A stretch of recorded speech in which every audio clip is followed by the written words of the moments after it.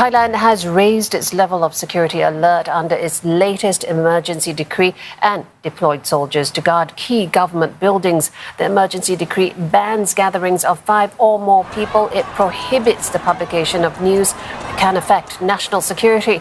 The measures were announced after thousands of anti-government protesters marched in Bangkok yesterday.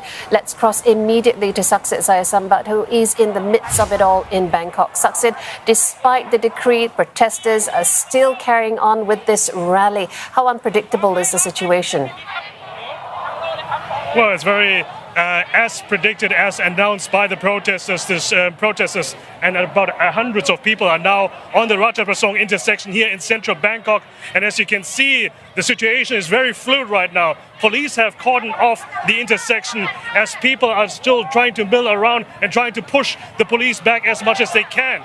Now, this is a situation that we have foreseen for some time ago as well already, as the police officers are trying to contain the situation here, but the protesters are also trying to make a statement here. They're trying to make their stand by occupying the Ratchaprasong intersection here, even though there are not as many people as there were yesterday on the streets in the historical heart of Bangkok, but there are still hundreds of people here shouting against the government of Prayut Chan-o-cha to get out.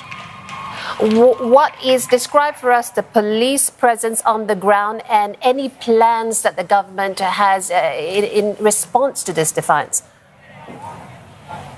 Well, since now an emergency decree has been issued by the government that's banning political gatherings of more than 5 people, of course the police are out in force here. They have been out in force since yesterday already, as of course they're still here in town as well.